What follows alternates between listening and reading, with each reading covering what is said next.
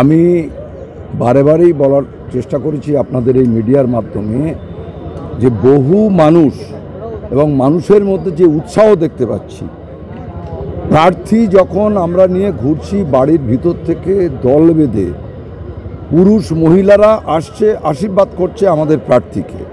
কারণ যে 13 বছরে রাজ্যের যে অত্যাচার, গণতন্ত্র এখানে ধ্বংস হয়ে গেছে প্রতিটি স্তরে, পঞ্চায়েত থেকে শুরু করে পঞ্চায়েত, পৌরসভা, নানান ক্ষেত্রে, এবং যে বেনিফিশিয়ারির যে সুবিধাগুলো, সে ঘর থেকে আবাস যোজনার ঘর হোক, বেনিফিশিয়ারিদের যে রেগার টাকা হোক, বিভিন্ন ক্ষেত্রে এই যে কেন্দ্রীয় সরকার এর চুরির জন্য টাকা বন্ধ রেখেছে এবং রাজ্য সরকার ভোট বড় বালাই, তার জন্যে রাজ্য সরকারের কোষাগার থেকে অন্য খাতের টাকা এই যে দিল, রেগার যে বকেয়া টাকা বেনিফিশিয়ারিদের দিল, এ তো আমরা মিডিয়ার মধ্য দিয়ে দেখতে পেলাম। এই যে আমাদের বনগাঁয় গাইঘাটার ওই যে ছুটিয়া গ্রাম পঞ্চায়েত, সেখানে অন ক্যামেরা গ্রামের মানুষ বলছে যে আমাদের অ্যাকাউন্টে টাকা ঢুকেছে, ঢোকার পরে সেই টাকা অ্যাকাউন্টে 500 টাকা রেখে বাকি টাকাটা ফেরত দিতে বলছে তৃণমূলের নেতা মাতব্বররা। এবং এই যে বসিরহাটে ওই একই ঘটনা ঘটেছে, অর্থাৎ কেন্দ্রীয় সরকার দেয়নি এই চুরির জ্বালায়, এবার রাজ্য সরকার দিল, সে টাকাও চুরি হচ্ছে। অর্থাৎ বিভিন্ন প্রকল্পের টাকা থেকে শুরু করে বেনিফিশিয়ারিদের যে সুযোগ সুবিধাগুলো, সমস্ত স্তরে দুর্নীতি চলছে এবং দুর্নীতি করছে গ্রামের মানুষ, শহরের মানুষ, বিভিন্ন মানুষ। চাকরি বাকরি নেই, 6 লক্ষ পদ শূন্য রয়েছে পশ্চিমবাংলায়, 2 লক্ষ বেকারের চাকরি প্রতি বছরে দেবে বলেছিল, কোথায় চাকরি? দিদিমণি বলছে যে বেকার যে 26,000 যে চাকরি বাকি করা, তাদেরকে বেতন দেওয়ার একটা ঘোষণা তিনি করবেন, কি বলবেন? তো করবে অন্যায়ভাবে, অন্যায় তো করেছে, এখন রিপেয়ার করার চেষ্টা করছে। ও তো আমাদের ট্যাক্সের টাকা নিয়ে তো 9-6 করছে।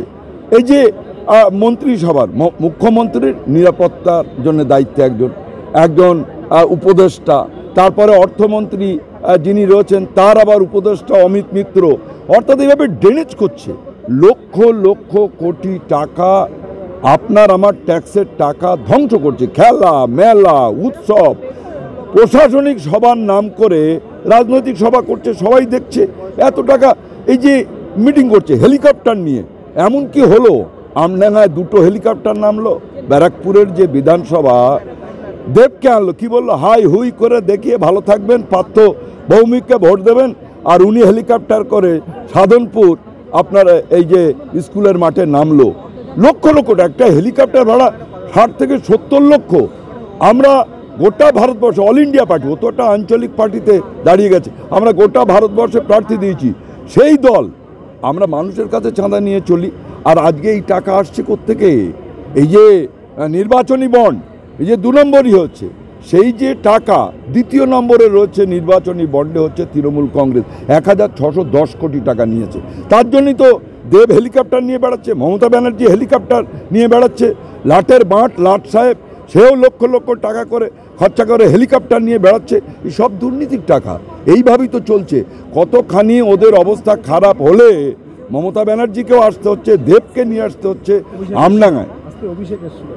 হ্যাঁ, তো এই জায়গায় কারণ হচ্ছে যে দলটার মধ্যে এত অন্তর্দ্বন্দ্ব এবং এক তো দুর্নীতির এবং বিভিন্ন তাদের কর্মকাণ্ডের জন্যে মানুষ তো অতিষ্ঠ হয়ে উঠছে, উপরন্তু ওদের দলের মধ্যে অন্তর্কলহ। এই যে ব্যারাকপুরের কি বলল সোমনাথ শ্যাম, জগদ্দলের বিধায়ক, সে বলছে এই যে অর্জুন সিং যিনি দাঁড়িয়েছেন তিনি তো তৃণমূল কংগ্রেসে ছিল, আজকে এখানে খুন হলো আমাদের আমডাঙ্গার যে প্রধান ওই রূপচাঁদ মণ্ডল, সে তো অনেক মেরে ধরে ভোট লুট করে গণনার দিন আমাদের বামপন্থী প্রার্থীদের তাড়িয়ে দিল, জিতে কি হলো, তাকে কান্দেপুর হাটে খুন করলো কারা? তৃণমূলের কংগ্রেসের লোকজন খুন করেছে।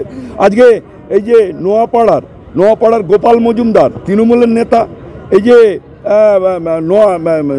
জগদ্দলের ওদের যে তৃণমূল কংগ্রেসের যে যুব নেতা বিকাশ বসু থেকে শুরু করে নৈহাটির জাকির হোসেন, কারা খুন করেছে? সোমনাথ শ্যাম অন ক্যামেরা বলছে এই অর্জুন সিং ওর কাছে হলুদ ফাইল রয়েছে। যত ব্যারাকপুরের মধ্যে বিরোধীরা ছেড়ে দিন, তৃণমূলের যত নেতা কর্মী খুন হয়েছে সব করিয়েছে অর্জুন সিং। আজকে সেই অর্জুন সিং রয়েছে, পার্থ ভৌমিক সে তো সন্দেশখালির ওই যে শাহজাহানের সঙ্গে তার সম্পত্তি নৈহাটিতে রয়েছে উঠেছে। অর্থাৎ একদিকে পার্থ ভৌমিকের বিরুদ্ধে মানুষ বলছে অর্জুন সিং, আর 13 বছরের শাসন দেখেছে। স্বাভাবিকভাবেই গোটা এই যে ব্যারাকপুর লোকসভার মধ্যে মানুষের উৎসাহ উদ্দীপনা আছে। আবারও বলছি অন ক্যামেরা, ইতিহাস তৈরি করবে মানুষ। কতটা আশাবাদী? আমরা আশাবাদী। এবং পশ্চিম বাংলায় 1977 সালের আগে বিধানসভায় যেমন আমরা ভাবতে পারিনি যে আমরা রাজ্য সরকারে আসব, পশ্চিম বাংলায় ঠিক একইভাবে মানুষ কিন্তু চুপচাপ এবারে ভোট দিতে যাবে। আর ভোটে বাধা দিলে এবারে আমরা যে আমাদের সম্পাদক রাজ্যের তৃণমূলের গুন্ডাদের ঘেঁটি ধরে পার করে দিয়েছে, এবারে সাধারণ মানুষের ভোট আটকালে ঘেঁটি ধরে পার করে দেবে এবং পশ্চিম বাংলায় মিরাকেল হবে এবং আমরা অনেক আসনে জিতব। আমডাঙ্গা বিধায়ক বলছে যে তুমি বারবার একই কথা বলছে যে সিপিএম এবং আইএসএফ তারা হচ্ছে ভোট ভাগ করছে। আইএসএফের কথা আমি বলতে পারবো, উনি তো অন ক্যামেরা একটা সবাই বলেছেন, আমি তো নওশাদ সিদ্দিককে উদ্দেশ্য করে বলেছি। উনি বলছেন উনি সব জানেন। রফিকুর রহমান তিনি বলছেন যে 50 লক্ষ টাকা আইএসএফের প্রার্থী নাকি নিয়েছে, যার নাকি 10টা ব্যানার টাঙাবার ক্ষমতা নেই। ওর আর্থিক অবস্থা নাকি রফিকুর জানেন, এবং সেই অবস্থা নাকি আমডাঙ্গা ছেয়ে ফেলেছে আইএসএফ। আইএসএফ ভোট কাটতে পারবে না।